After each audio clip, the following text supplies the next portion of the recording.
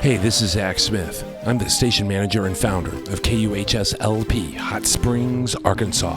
I'm here to talk about our station, Arkansas's only all-volunteer-run, solar-powered community radio station, here on Mashable.com.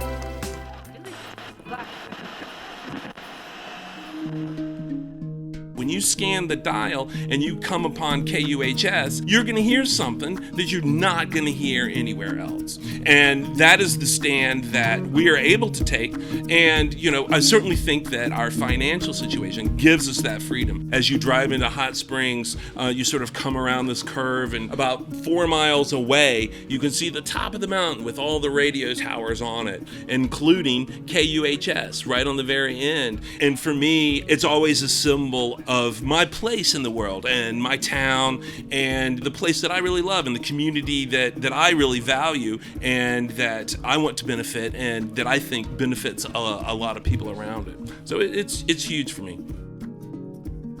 When we first were drawing up the technical plans for the radio station, we had access to this site, and it's up on a hill. It's an old AT&T microwave relay shack, and they had pulled the power, and we did the math on reconnecting the power and putting in a transmitter, and then we did the math on covering the building with solar panels, and we realized that in about 3 years, it'd be cheaper to have solar than paying that bill every month.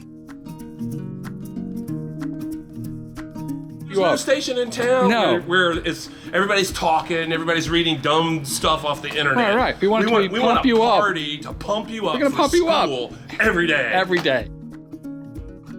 People really saw that we were in it for the long term and that we were in it for emergencies, that we're in it for the environment, we're in it for our community, and it really helped them rally behind, the mast, so to speak, and come to our aid. And it really made people realize the scope of our power, that we're literally, a conversion process from sunlight into music. It's great.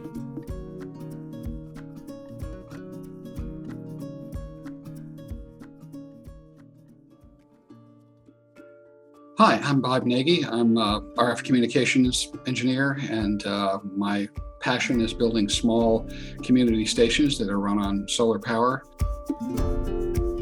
The brain is talking, program debug, remote telemetry functional with a Spec and Z board there from Canada. Oh yeah.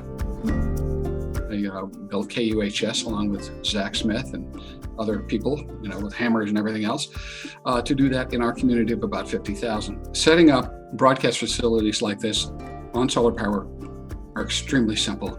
It's an extremely simple project to do, and it's not expensive whatsoever. I probably have the equipment to build 5 of them in my garage and room here. There's just not a lot of components to them. So there's only like 2 constants, 2 numbers you have to remember. Whatever the total power usage is for the month, multiply by 7. That's the total amount of wattage and solar panels you need. Whatever the current output of the solar panels is, multiply that by 20 for the amount of amp hours and batteries you need. There's the whole thing. Okay, and it's just panels, charge controller, batteries, and bingo, you're on the air.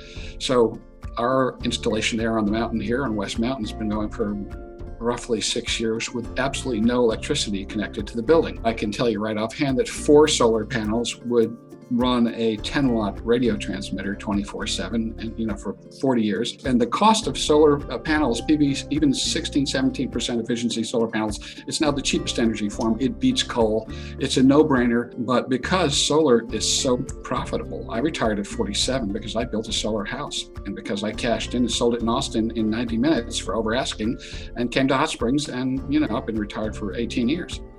So solar is extremely profitable and pays off, and bought my freedom, and it will buy everyone else's freedom too. It's a huge symbol of what I've been able to do in this town.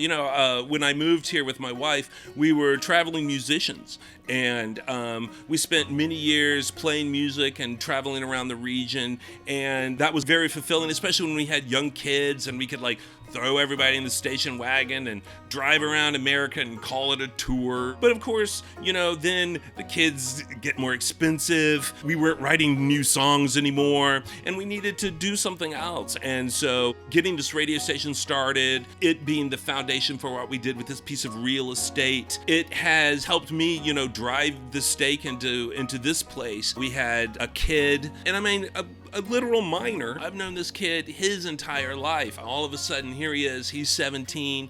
He wants to put on a comedy show. We take this kid, we put him in the studio, and we're like, have at it. Nothing obscene, but you can cuss now.